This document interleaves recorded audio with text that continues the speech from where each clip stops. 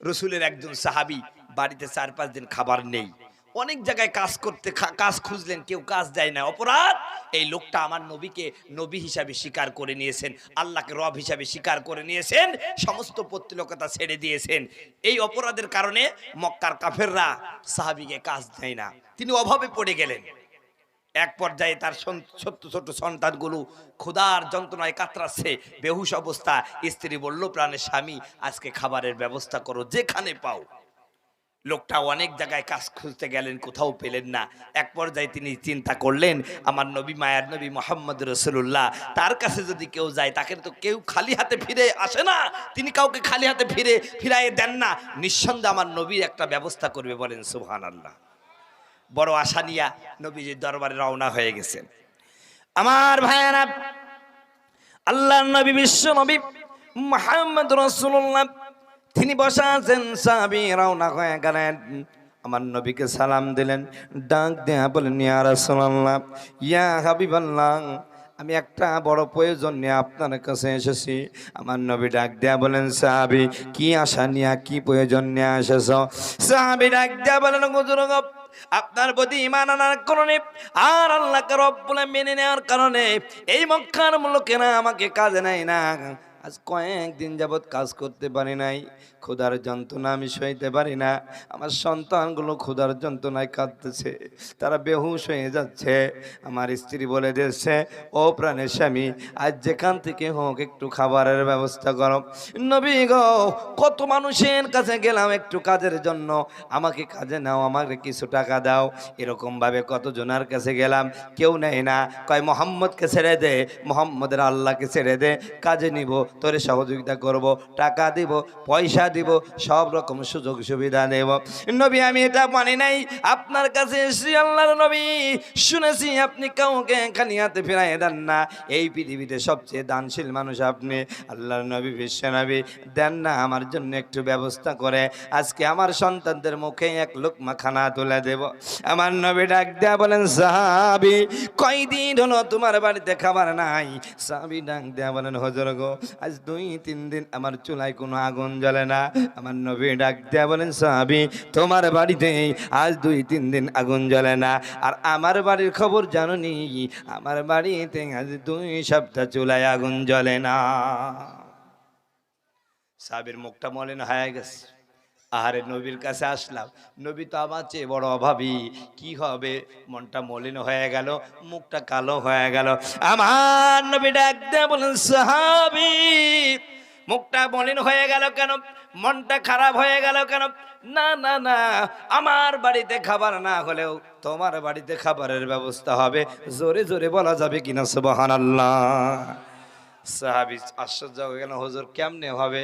আপনি নিজেই খাইতে পারেন না, আমারে কেমনে দেবেন? আমার নবী ডাক দিয়ে বলেন, আমি দেব না, দেবে তোমার মালিক। জোরে জোরে বলা যাবে কিনা সুবহানাল্লাহ? সাহাবী ডাক দিয়ে বলেন, কেমনে দেবেন? আমার নবী তখন বললেন, সাহাবী, বড় ওয়াজ করব না, আজকে আমি তোমাকে এমন একটা নিয়ম দেখায় দেব, ওই নিয়মে যদি রবের কাছে কল করতে পারো, ফোন করতে পারো, আমার রব তোমার কাছে রিজিক নিয়ে আসবে। জোরে জোরে বলুন না সুবহানাল্লাহ? সাহাবী আর এক মুহূর্ত দেরি করলেন না, বলুন গো নবী, কি পদ্ধতি? আমার পর্দার মা বোনেরা, আমার বাবাজিরা, কার কাছে দাঁড়াও? একটু বিপদে পড়লে কেন এলাকার ধনী মানুষটার কাছে যাও? তোমার রব বলতেছে, বান্দা, আমি তো তোর জন্য যথেষ্ট। জোরে জোরে বলুন না সুবহানাল্লাহ? আমার বন্ধুগণ, আমার ভাইয়েরা, সাহাবীকে ডাক দিয়ে বলেন, সাহাবী শোনো না, ইয়া আইয়ুহাল্লাযীনা আমানুস্তাঈনু বিস-সাবরি ওয়াস-সালাহ, ইন্নাল্লাহা মা'আস সাবিরিন। আল্লাহু আকবার। এই ইমানদাররা, যখনই বিপদে পড়ে যাবে তখনই তোমরা নামাজে দাঁড়ায় যাও আর ধৈর্যের মাধ্যমে আমি আল্লাহর কাছে সাহায্য তালাশ করো। তোমরা যদি নামাজ পড়তে পারো আর ধৈর্য ধারণ করতে পারো, তোমাদের জীবনের যত প্রয়োজন আছে আমি আল্লাহ পূরণ করে দেব। বলেন সুবহানাল্লাহ? জোরে বলো আল্লাহু আকবার। প্রিয় ভারতবাসী, আপনাদের কি বিশ্বাস হয়? জোরে বলেন, হয়? কার কার হয় একটু হাত তুলে লিল্লাহি তাকবীর। আল্লাহ কবুল করুক, জোরে বলুন আমিন। বন্ধুগণ, আমার ভাইয়েরা, আমার সাহাবীটা আয়াতের তরজমাটা কেমন বুঝলেন দেখেন। তিনি তাড়াতাড়ি বাড়িতে চলে আসলেন, এবার সুন্দর করে অজু করলেন, অজু করে 2 রাকাত নামাজ পড়লেন। নামাজ পড়ার পরে স্ত্রীকে ডাক দেয়া বলেন, ও প্রাণের স্ত্রী, তুমি না বলেছিলাম আজ আমার জন্য রিজিকের ব্যবস্থা করে আনো, খাবার আনো? আমার স্ত্রী শোনো, ওই যে আমাদের জাতা ঘরটা আছে, ওই জাতা ঘরের মধ্যে গিয়ে দেখো রিজিকের ব্যবস্থা হয়ে গেছে। জোরে বলেন সুবহানাল্লাহ। স্ত্রী বলছে, স্বামীর মনে হয় মাথা ঢিলাই গেছে। জাতা ঘর বুঝেন তো ভাই, ওই যে আগে গম পিষতেন কি দিয়ে, ওই জাতা। তো জাতা ঘরে বলছে, না যাও তো, একটু যাও। স্ত্রী গিয়ে বলছে, কো কিছুই হয়নি। সাহাবী বলছে, না, আমার আল্লাহ মিথ্যা ওয়াদা করতে, ইন্নাকা লা তুখলিফুল মিয়াদ, আমার আল্লাহ কখনো অঙ্গীকার ভঙ্গ করে না, তিনি যা বলবেন সেটাই অবশ্য। কথা বলুন ঠিক কিনা বন্ধুগণ, আমার ভাইরা আমার। স্ত্রী বলছে, কই কোনো খাবারের ব্যবস্থা হয়নি? কয় হয়নি মানে? আমার আল্লাহ মিথ্যা কথা বলবে না, আমার নবী মিথ্যা বলবে না, নিঃসন্দেহে আমার নামাজের মধ্যে মনে হয় ভেজাল হয়ে গেছে। আবার ওযু করছে, বুঝছেন? ওযু করে আবার 2 রাকাত নামাজ পড়ছি বলছে, এবার দেখো। স্ত্রী আবার বলে, না হয়নি। সাহাবী চিন্তা করলো, হয় না কেন?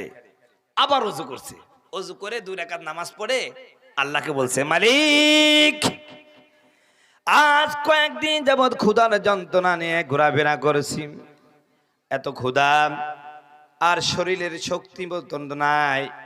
2 করে 3 বার 6 রাকাত নামাজ পড়লাম গো মালিক।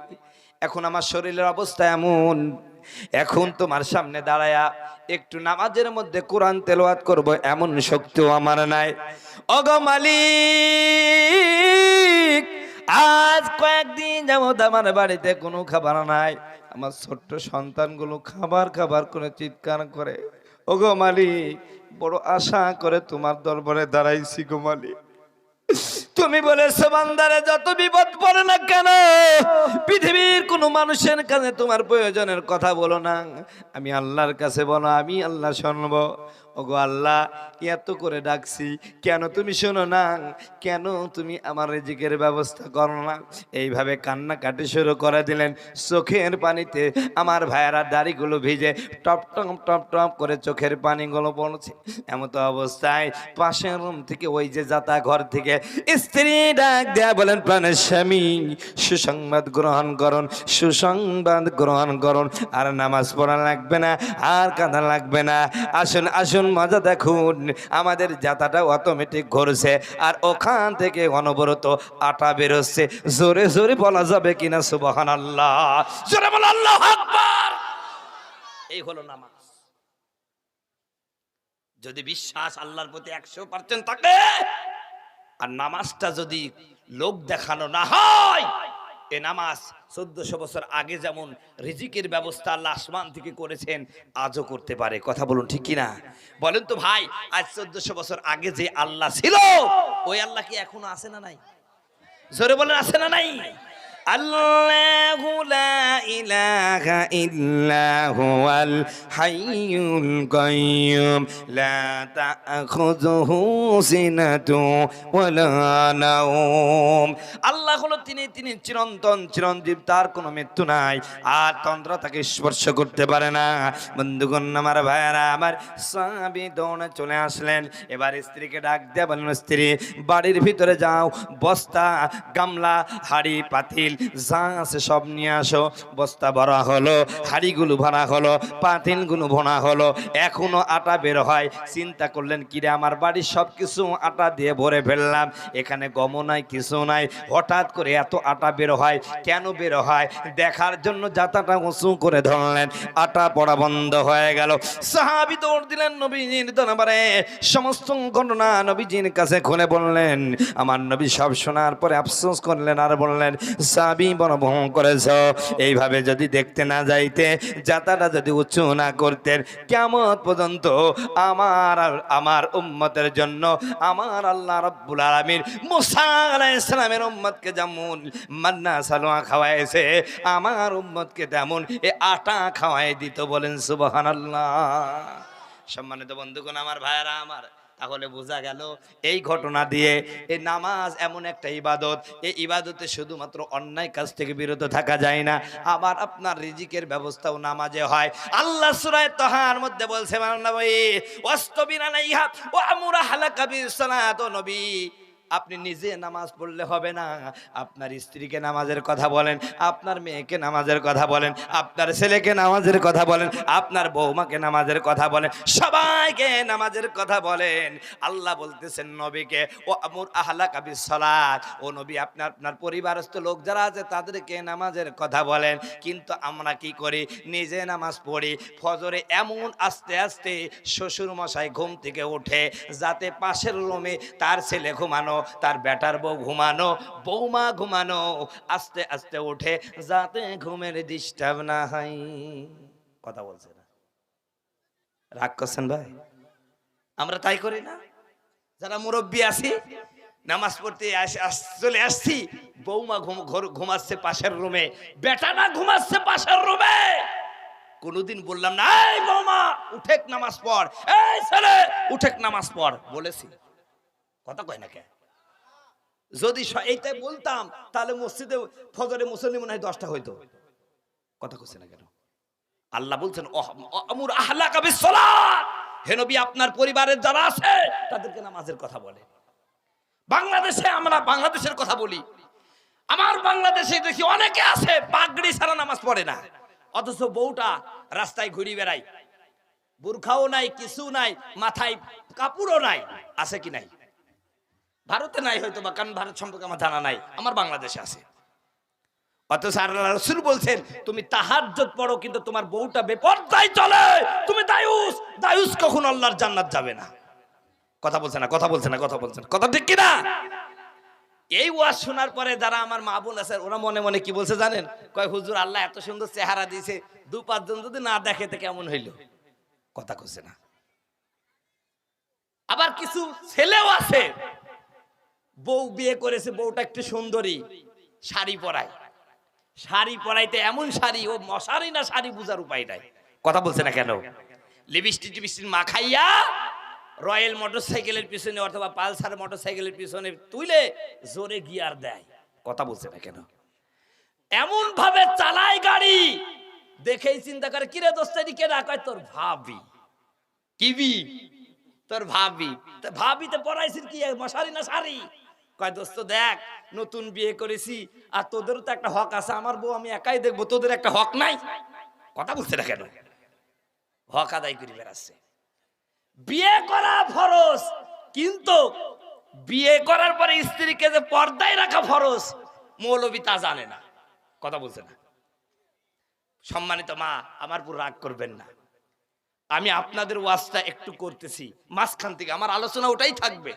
মাঝখান থেকে একটা কথা বলি, যে সমস্ত মা বোনেরা পর্দা করতে চান না, চেহারাটা ঢাকতে চান না, মনে করেন হুজুর এই চেহারাটা আল্লাহ দিয়েছে, 2-5 জন যুবক যদি আমার পিছনে না ঘুরেতে কি হবে?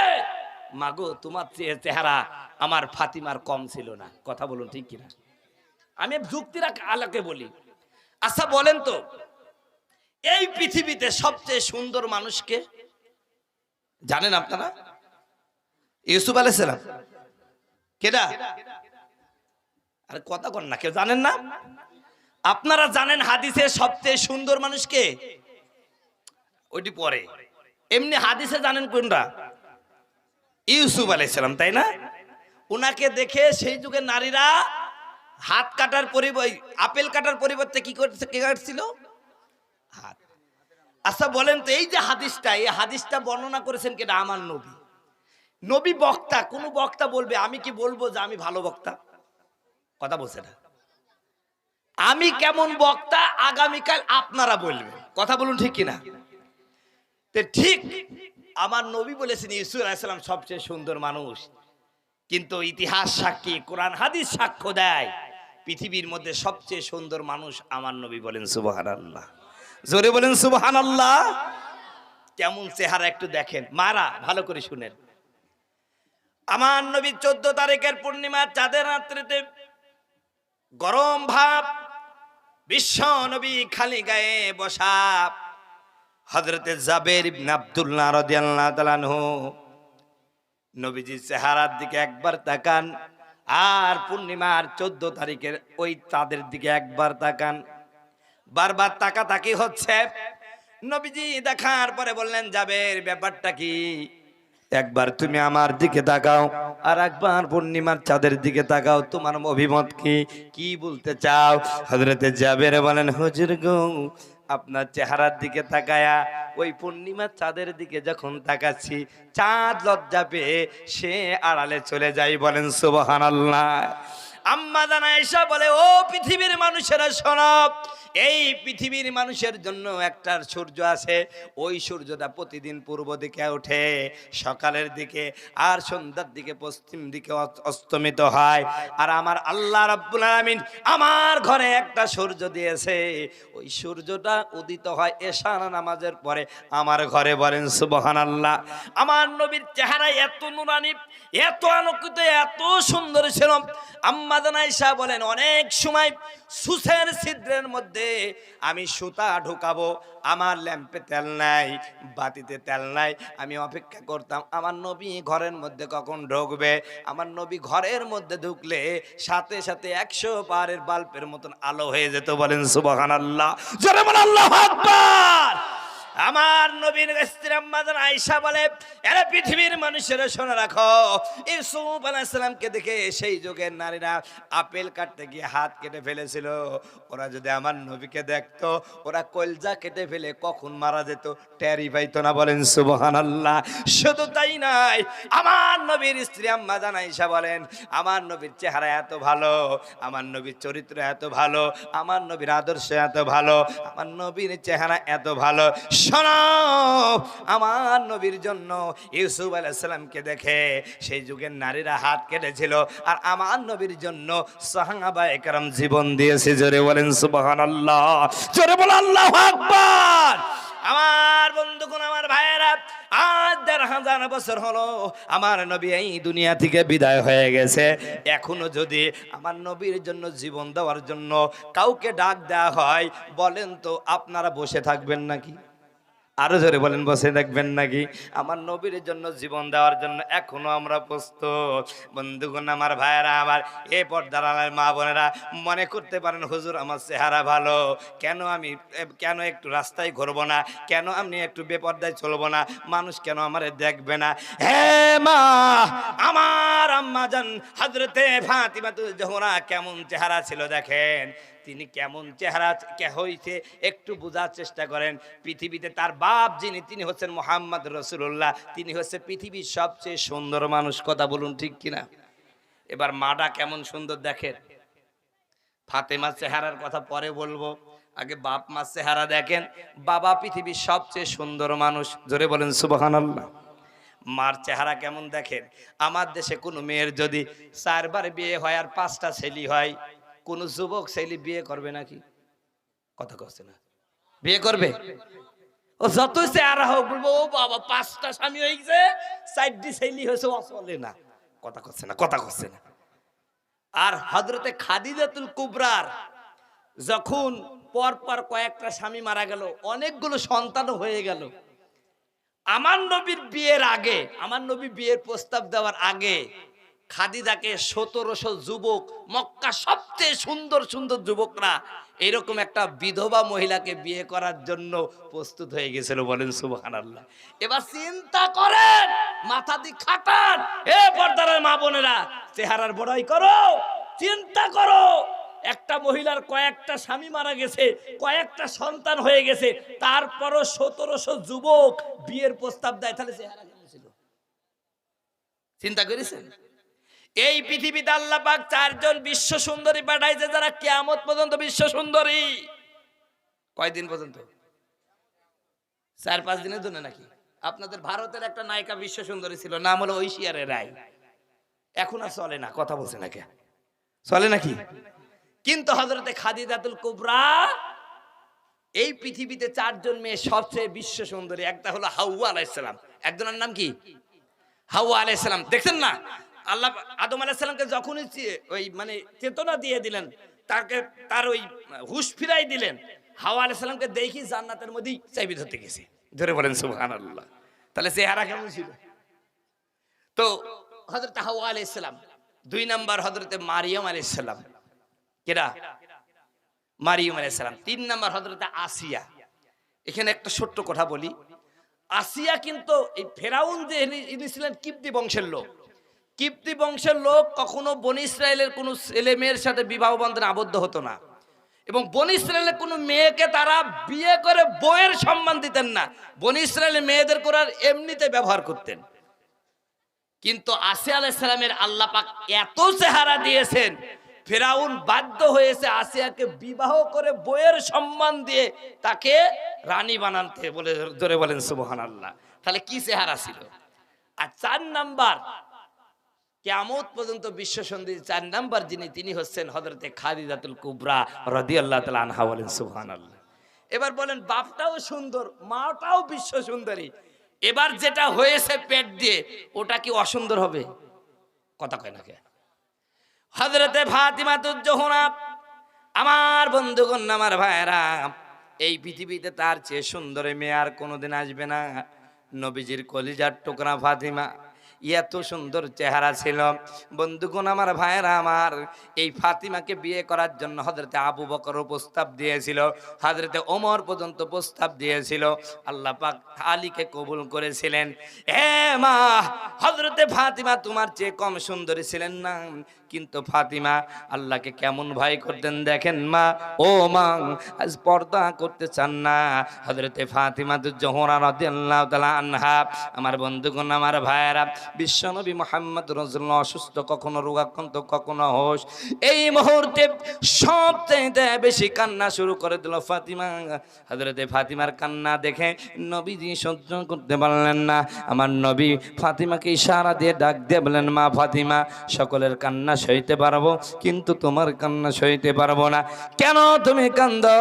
হযরতে ফাতিমা ডাক দিয়া বলেন, বাবা, আপনার চেহারা প্রমাণ করে আপনি আর বেশি দিন থাকবেন না।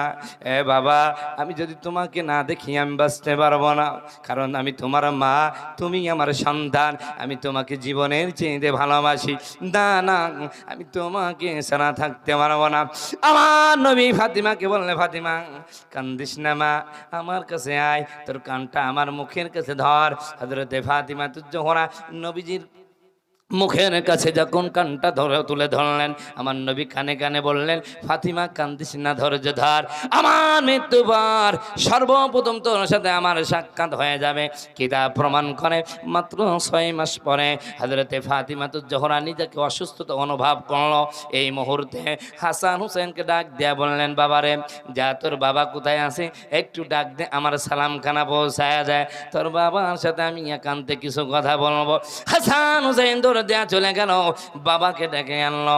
হযরতে আলী কাছে যখন আসলেন, হযরতে ফাতিমাতুজ জোহরা স্বামী আলীকে সালাম দিয়ে বললেন, প্রাণের স্বামী, একটু আমার কাছে বসেন, আমার মাথাটা আপনার ওড়ন উপরে ধরেন।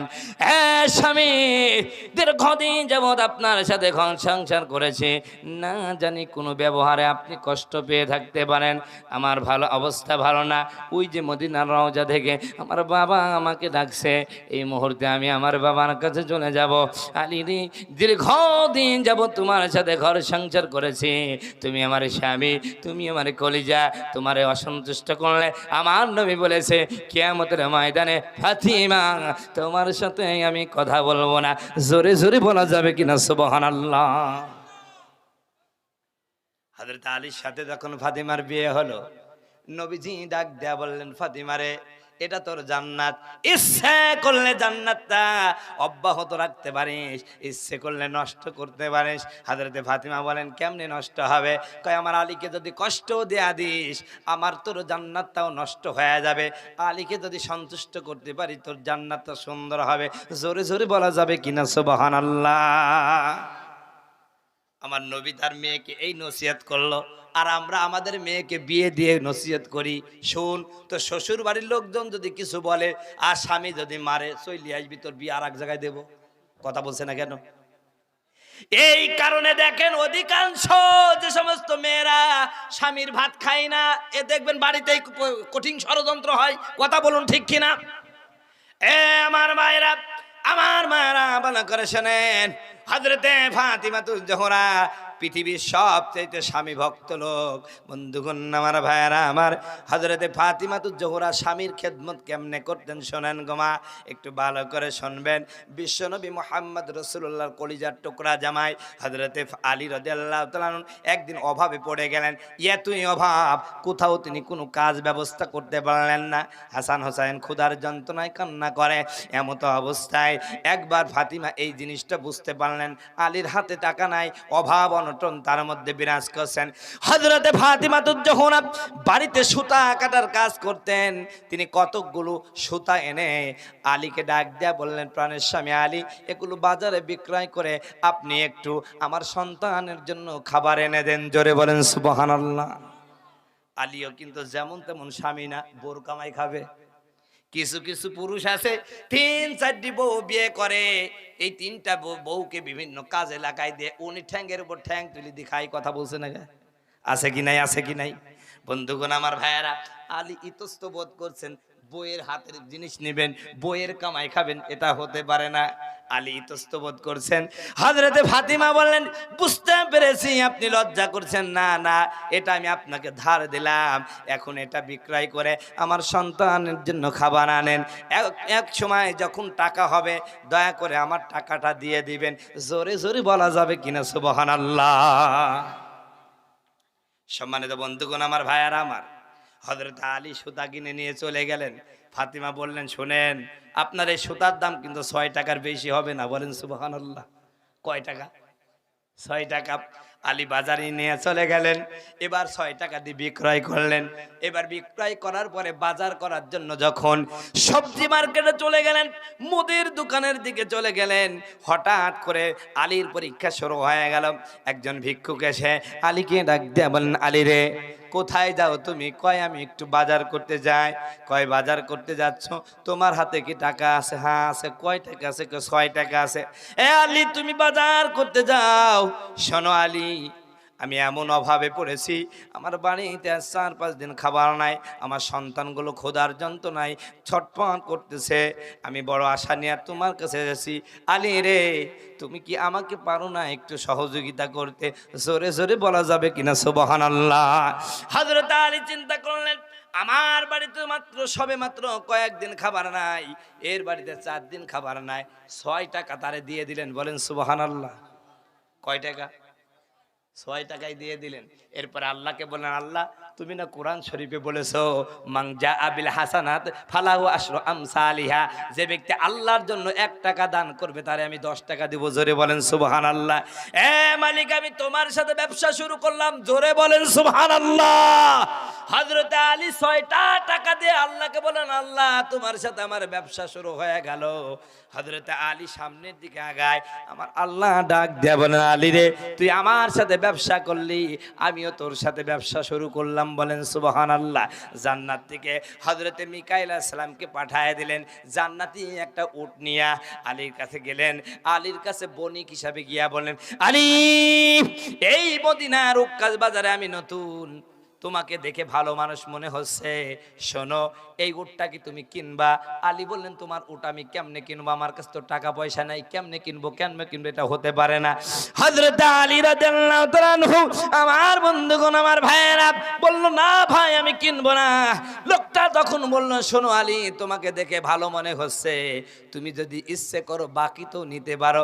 আলী বলেন, যদি বিশ্বাস হয় আমার কাছে তুমি বাকিতে বিক্রয় করো। সম্মানিত বন্ধুগণ আমার ভাইয়েরা, এক পর্যায়ে হযরত আলী রাদিয়াল্লাহু তাআলা বাকিতে উটটা নিয়ে মদিনার উক্কাস বাজারে রওনা হয়ে গেলেন। এবার আল্লাহ রাব্বুল আমিন জিবরিল আমিন সহ কয়েকজন ফেরেশতাকে আবার ক্রেতা হিসাবে পাঠিয়ে দিলেন। ডাক দিয়া বলেন, জিবরিল রে, ওই উটটা কিন্তু সাধারণ উট না, ওটা জান্নাতের উট, আমার ফাতিমার উট। জোরে জোরে বলা যাবে কিনা সুবহানাল্লাহ। খবরদার যেন পৃথিবীর কোনো মানুষ কিনতে পারে না। যাও, জলদি চলে যাও, জলদি গিয়া চলে যাও, আমার আলীর থেকে উটটা কিনে নিয়ে আসো। হযরত জিবরিল আমিন আসলেন, এসে আলীকে ডাক দিয়ে বলেন, আলী, তোমার উটটা দেখতে খুব ভালো লাগছে, বেচবা নাকি? কয়, হ্যাঁ, বেচার জন্য তো দাঁড়িয়ে আছি, কত নিবা? হযরত আলী বললেন, আমি দাম বলবো না, তোমরাই বলো কত দিবা। এবার হযরত জিবরিল আমিন আলীকে পরীক্ষা করার জন্য বলল, আলী, আমি তোমার উটটা কিনবো, পছন্দ হয়েছে, আমি তোমাকে 150 টাকা দিব। আলী বলছে আর একটু উপরে উঠতে হবে, এতে হবে না নে, কারণ আল্লাহ বলছে 1 টাকা দিলে কত দিবে, কথা বলছে না ভাই, 10 টাকা দিবে। তো দাম বলেছে কত ভাই, কত? 150। কিনেছিল কত দিয়ে? 100 টাকা দিয়ে। কত দিয়ে? 100 দিয়ে। বলেছে কত? 150। মিলিছে নাকি? আলী তো আবার অঙ্ক ভালো বোঝে। আপনি জানেন তো পৃথিবীতে সবচাইতে সাহাবাই কেরামের মধ্যে সর্বপ্রথম সবচাইতে হিসাব নিকাশ এলেম বেশি কার ছিল? হযরত আলী রাদিয়াল্লাহু তাআলা। কথা বলুন ঠিক কিনা? আল্লাহ রাসূল বলেছে আনা মাদিনাতুল ইলম, আমি হচ্ছে এলেমের শহর, ও আলীগু বাবুহা, আর আমার আলী হচ্ছে সেই এলেমের দরজা। জোরে বলেন সুবহানাল্লাহ। হযরত আলী বলছেন আর একটু বাড়াও বাবা। হযরত জিবরিল বলছে ঠিক আছে আর 5 টাকা নেন। কয় হবে না, তুমি বাড়াও, আরো বাড়াতে পারবা। জোরে বলেন সুবহানাল্লাহ। একবার যায় হযরত আলী ডাক দেয়া বলছেন এত এত দামাদামি করা লাগবে না ভাই, তুই যেটা বলার সেটা বলে দে। জিবরাইল আমিন বলে ঠিক আছে আমি 160 টাকা দেব। হযরতে আলী বলছেন আমার অঙ্ক মিলে গেছে, যাও যাও যাও, এই যে নিয়ে যাও। হযরতে আলী দিয়েছিলেন 6 টাকা, লাভ হলো কয় টাকা? 60 টাকা। কথা বলুন ঠিক কিনা? এবার 60 টাকার বাজার নিয়ে হযরতে আলী বড় আনন্দ নিয়ে বাড়ির দিকে রওনা হয়েছেন। ফাতিমার কাছে গিয়ে বলছে এইটাও বাজার। ফাতিমা বলছেন এত বাজার পাইলা কোথায়? ওকে আমার আপনার মতন বউ নাকি? সম্মানিত বন্ধুগণ, আমার ভাইয়েরা, আমাদের বউরা স্বামী অন্যায় ভাবে, অশ্লীল ভাবে, অবৈধ ভাবে কোটি কোটি টাকা ইনকাম করে, আমাদের বউরা এই নিয়ে আফসোস করে না, বরং গর্ব করে। আমার স্বামীর ইনকাম কত জানিস? মাসে 2 লাখ। কথা বলছে না, কিন্তু কোন জায়গায় থেকে আসে তা বলে না। এই আমার মা ফাতিমা, আমার মায়েরা একটু ভালো করে শুনেন। মা তোমরা কোথায় চলতেছো? আর ফাতিমা কেমন দেখেন। হযরতে ফাতিমা বললেন আলী রে, আমি যতটুকু সুতা দিয়েছি দাম হবে মাত্র 6 টাকা। এত বাজার কোন জায়গায় পাইলা? টাকা পাইলা কোথায়? কোন পথে ইনকাম করেছো? যতক্ষণ না বলবা ও মাল আমার ঘরে উঠবে না। বলেন সুবহানাল্লাহ। হযরতে আলী বলেন না আমি বৈধভাবে নিয়ে আসছি। কয় না হবে না। এক পর্যায়ে আলীকে ধরে নিয়ে নবীজির দরবারে রওনা হয়ে গেলেন ফাতিমা। আমার আল্লাহ পাক তখন নবীকে ডাক দিয়ে বলেন নবী গো, আপনার জামাই আলী কোন অবৈধ পন্থায় টাকা ইনকাম করে নাই, ও আমার সাথে ব্যবসা করেছে। আমি আল্লাহ খুশি হয়ে দিই, এই জন্য তাকে আমি এই ব্যবস্থা করে দিয়েছি। তুমি আসলে বলে দিও আমার আলীর প্রতি আমি খুশি। জোরে বলেন সুবহানাল্লাহ। হযরতে ফাতিমা টানতে টানতে আমার নবীর কাছে নিয়ে গিয়ে বললেন দেখে আপনার জামাই আজ কয়েকদিন যাবত কাজ নাই, আমি সামান্য সুতা দিলাম, এত বাজার এনেছে, প্রায় 60 টাকার বাজার এনেছে, টাকা পাইলো কোথায় বলেন? ও এই কথা বলে আমার নবী মুস্কি মুস্কি হাসে। বলেন সুবহানাল্লাহ। আমার ফাতিমা দু চোখের পানি ছেড়ে কান্দে, বলেন আল্লাহর নবী আপনি কই আপনার জামাইয়ের পক্ষ নিলেন নাকি? আমার আল্লাহর নবী বলেন এ ফাতিমা, আমার জামাই কখনো অন্যায় করতে পারে নাই। আমার জামাই আমার আল্লাহর সাথে ব্যবসা করেছে, এই কারণে আল্লাহ পাক রব্বুল আলামিন 6 টাকা আল্লাহর রাস্তায় দান করেছে। আমার আল্লাহ খুশি হয়ে তাকে 60 টাকা দিয়েছে। জোরে বলেন সুবহানাল্লাহ। বলতেছিলাম আপনাদের মনে আছে নাকি? হযরতে আলীর উরুর পরে শুয়ে হযরতে ফাতিমাতুজ জোহরা বলছে হে প্রাণের স্বামী, দীর্ঘদিন যাবত আপনার সাথে ঘর সংসার করেছি, যদি কষ্ট পেয়ে থাকেন দয়া করে মাফ করে দিবেন, দয়া করে মাফ করে দিবেন, কারণ আপনি না মাফ করলে আমি কিয়ামতের ময়দানে অপমানিত হয়ে যাব। হযরত আলী দু চোখের পানি ছেড়ে দিয়ে কান্দে, চোখ দিয়ে দরদর করে পানি পড়ে, ডাক দিয়ে বলে ফাতিমা কেন তুমি আমার কাছে মাপ চাও? তোমার সাংসারিক জীবনে আমি কোনোদিন তোমার কথায় কষ্ট পাই নাই, তোমার আচরণে কষ্ট পাই নাই, তোমার ব্যবহারে কষ্ট পাই নাই।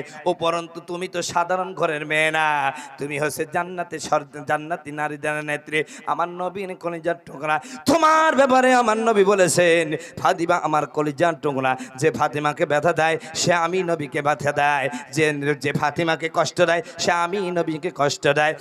ফাতিমা অভাব অনটনের সংসারে ঠিক মতন তোমার হক আদায় করতে পারে নাই, আল্লাহর রাস্তায় তুমি মাফ করে দিও। কিয়ামতের ময়দানে আমি আলীকে অপরাধী স্বামীদের কাঠ করাই দাঁড় করাইয়া দেও না।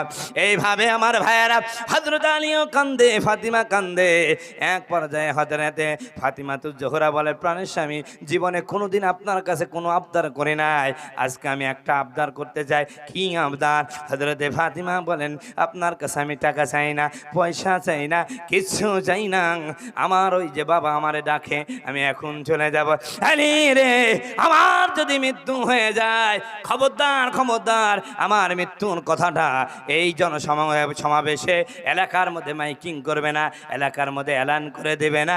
রাতের গভীরে যাদের সাথে দেখা করা আমার জায়েজ আছে এদেরকে নিয়ে আমার জানাজা পড়ায় দিবে। সম্মানিত বাবাজিরা আমার, এ পর্দার আলের মেয়েরা, আজ আপনার চেহারা বলে আপনি বেপর্দায় থাকতে ভালোবাসেন। কয় হুজুর আমার চেহারা ভালো, কেন আমরা লোকে দেখবে না? এ মা, ফাতেমার চেহারা চেয়ে কি তোমার চেহারা ভালো নাকি? ফাতেমা তো বিশ্ব সুন্দরীর মেয়ে, ফাতেমা তো বিশ্ব সুন্দর লোকটার মেয়ে, কথা বলুন ঠিক কিনা? হযরতে ফাতিমাতুজ জোহরা রাদিয়াল্লাহু তাআলা আনহা এত সুন্দরী হওয়ার পরও আমার বন্ধুগণ, আমার ভাইয়েরা ডাক দেয়া বলেন, আমার প্রাণের স্বামী, আপনার কাছে অনুরোধ হলো, খবরদার খবরদার যাদের সাথে দেখা করা আমার জায়েজ নাই ওদেরকে আমার জানাজায় আমন্ত্রণ জানাবেন না। হযরত আলী বলে, পাগল হয়ে গেলে? এখন আল্লাহর নবীর অসংখ্য সাহাবীরা জীবিত আছে, তোমার মৃত্যুর কথা শুনলে ওরা তোমার জানাজায় অংশগ্রহণ করবে, তোমার জন্য দোয়া করবে, তোমার মর্যাদা বেড়ে যাবে। ডাক দেয়া বলে, আলী খবরদার খবরদার এমন কথা বলবে না। হ্যাঁ আলী, তুমি জানো না আমার আল্লাহ যেদিন বলেছে আকরুনা ফি বুয়ুতিকুন্না ওয়ালা তাবাররাজনা তাবাররাজাল জাহিলিয়াতিল উলা, নারীরা তোমরা তোমাদের ঘরের মধ্যে অবস্থান করো, প্রাথমিক মূর্খ মেয়েদের মতন অর্ধ উলঙ্গ করে, সৌন্দর্য প্রদর্শন করে, দেহ প্রদর্শন করে, হেলে দুলে বিনা বুরখায় রাস্তায় ঘোরো না। হ্যাঁ গালি, যেদিন থেকে আমার আল্লাহ পর্দার বিধানকে ফরজ করে দিয়েছে সেই দিন থেকে যাদের সাথে দেখা করা জায়েজ নাই তারা কোনোদিন আমার ছায়া পর্যন্ত দেখতে পারে নাই। আমাকে দেখা তো দূরে থাক। আলী রে, তুমি যদি আমার মৃত্যুর পরে আমার কথাটা এলান করে দাও, নবীর সাহাবীরা যত কষ্ট হোক আমার জানাজায় আসবে, আর ওদের সামনে যখন আমাকে উপস্থাপিত করবে ওরা আমাকে দেখে ওরা অনুমান করবে নবীজির কন্যা এমন চিকন ছিল, এমন মোটা ছিল, এমন লম্বা ছিল, আমি কিয়ামতের ময়দানে আল্লাহর সামনে লজ্জায় মুখ দেখাতে পারবো না। কষ্ট হয় ভাই? হ্যাঁ, আলোচনা কি চলবে না শেষ করব ভাই? চলবে ইনশাআল্লাহ। সম্মানিত বন্ধুগণ, আমার ভাইয়েরা আমার, এই জন্য আমি আপনাদের কাছে অনুরোধ করেছি মুসলমান, যেই কথা বলতেছিলাম, আজ আমাদের সমাজে অনেক মুসলমান আছে নিজে নামাজ পড়ে, নিজে রোজা রাখে, নিজে হজ করে, নিজে ভালো, বউ পর্দা করে না, মেয়ে পর্দা করে না, বেটার বউ পর্দা করে না। আমার বন্ধুগণ, আমার ভাইয়েরা, আল্লাহর কসম করে বলি শোনেন, এ নামাজ, এ রোজা, এ হজ, এ যাকাত আপনার কাজে আসবে। কথা বলুন ঠিক কিনা? সম্মানিত বন্ধুগণ, আমার ভাইয়েরা আমার, এতক্ষণ পর্যন্ত যে ওয়াজগুলো করছিলাম এগুলো কিন্তু আমাদের আলোচনা হলো যারা নামাজ পড়ি। এই আলোচনা শোনার সাথে সাথে অনেক যারা নামাজ পড়ে না ওরা মনে মনে করছে হুজুর তো ভালোই রে, খালি নামাজি লোকগুলোকেই এইরকম কথা বলছে, আমাদের বিষয়ে কিছু বলছে না। আমি আপনাদের বিষয়ে কি বলবো ভাই? আপনি তো মুসলমানই না। কথা বলছে না কেন? যারা নামাজ পড়ে না সে তো মুসলমানই না। ওয়াজ শোনার পরে অনেকের মুখ কালো হয়ে গেছে, আমাকে বলি কিছু লাভ হবে না। আমার নবী কি বলছেন দেখেন, মান তারাকা সালাতা, যেই নারী যেই পুরুষ, ভালো করে শুনেন কিন্তু, মান মানে যেই নারী যেই পুরুষ তারাকা নামাজ ছাড়ি দেয়, মুতাআম্মিদান ইচ্ছাকৃতভাবে। ভাই বুঝতে পারছেন? মান যেই নারী যেই পুরুষ, বলেন আমার সাথে, যেই নারী যেই পুরুষ তারাকা ছাড়ি দেয় সালাতা নামাজ, মুতাআম্মিদান ইচ্ছাকৃতভাবে। কিভাবে? ইচ্ছাকৃতভাবে ফাকাদ কাফারা জহিরা, ও কাফের হয়ে গেছে। আপনাকে আমি কি কথা বলবো, আপনি তো মুসলমানই না, কথা বলুন ঠিক কিনা। সম্মানিত বন্ধুগণ আমার, ভাইরা আমার, এই জন্য বলি শুনেন, নামাজ যদি না পড়েন ঈমান থাকবে না।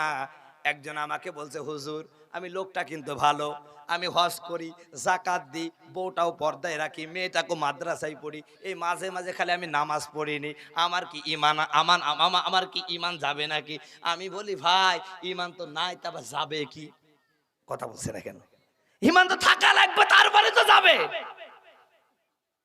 যার নামাজ নাই তার ঈমান কতক্ষণ? যার নামাজ নাই, নামাজ তো পড়ে না, কিছু বদমাইশ লোক আছে নামাজও পড়বে না, আবার নামাজি লোককে টিটকারি মারে, আছে কি নাই? আমরা নামাজেরা কিছু জানি না।